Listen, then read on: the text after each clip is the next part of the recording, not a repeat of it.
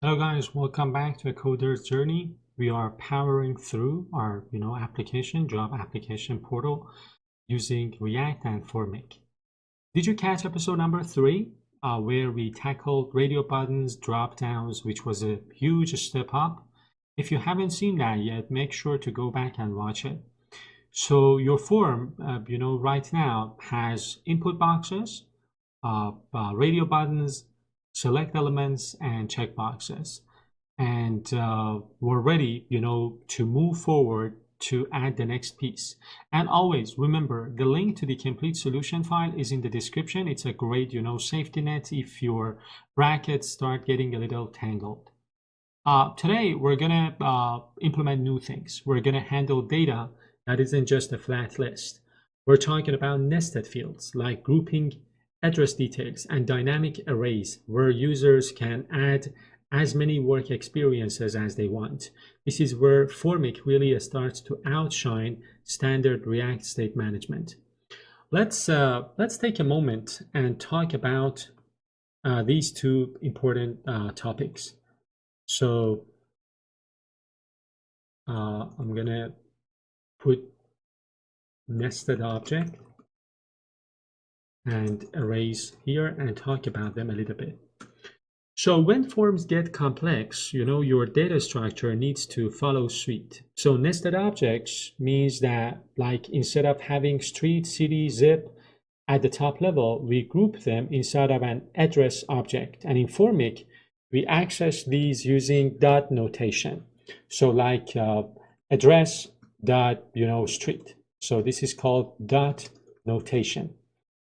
And then we have dynamic arrays. So sometimes you do not know how many times a user will enter some pieces of data. For a list of past job experiences, we use Formik's built-in FieldArray component, which is something that we will cover in this episode. So it provides helper functions to push new items into a list or remove them by their index. So let's start by first restructuring our state. You already know that we have our initial values here. So we need to define these new shapes in this initial values. So basically I'm going to remove this and I'm going to create a new version of this and take a look at the new fields that I am going to create. The address, which contains street, city, and zip code, and the work experience, which is an array, and each element contains company and role.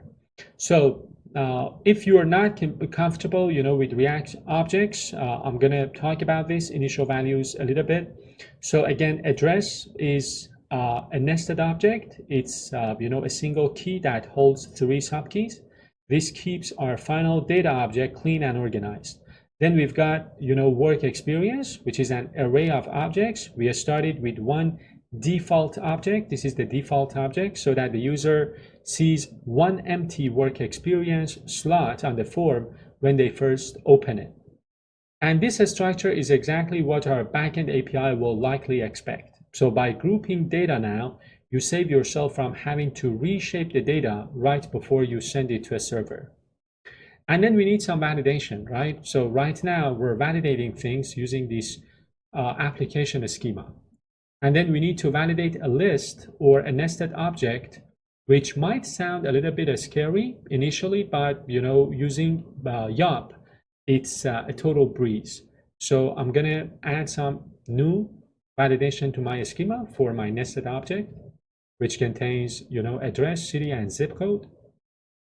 And then another one for work experience, which has 2 fields. So company and role, and then at least one item has to be present inside of that array. Let's talk about this part a little bit so that we better understand what this portion of our code does. So again, take a look at this section which says YAP object shape. So inside of our main schema, we tell YAP that the address key is itself an object with its own required strings. So these are required strings, right? So we're using like yop.string, yop.string.required. This kind of controls the shape of our, required subfields, if you will. And then we have this section, yop.array, and then we're using of here. This is powerful. It tells Yop, look at every single item in the work experience array and make sure it matches this specific object shape. And this is the shape which I am referring to. And then, of course, lastly, we say minimum 1. So this ensures that the user can't delete all their work history and submit an empty list. At least one, work experience is required. So because Formik is schema aware, as we have discussed previously, it will automatically drill down into your nested objects and arrays to find validation errors. If the second job in the list is missing a company name, Yop will find it immediately using this schema. So the next step for us would be to update our JSX for adding the address section, and we'll put it right before our submit button. So this is the submit button that we have, right? I'm going to add the address section right here inside of a div. So the first field for address.street, the error message component.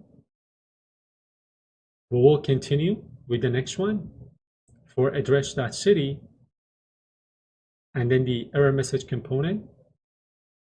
City is required, and then finally the zip code. Zip code is also required, so we use that error message component.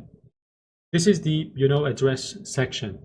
Again, the most important part here, I guess, is the name prop, which you see here, right? And of course HTML form, which kind of links the label to the field. But the most important part is the name prop here. Notice we use name equals address.street, address.city, address zip code. In React, you can't normally just type a string with a dot to update a state. But again, Formik is smart. It sees the dot and knows to look, inside the address object for the street property.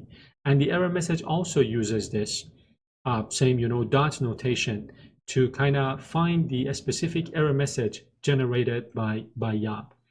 Now let's continue and add the work experience list. So for work experience, I guess this is the coolest part of this episode. We're going to use the FieldArray component. So we need to import it at the top of our component, the FieldArray, and then I'm going to show you how the FieldArray can help you render dynamic, lists or arrays when you do not really know how many items the user wants. So for the FieldArray, I'm gonna add my FieldArray component here. So take a look at the structure. We're going to discuss it shortly, but remember, FieldArrays allow us to kind of provide a way to the user so that they can enter as many items as they want. So this is the first div element, some styles, the label for the company,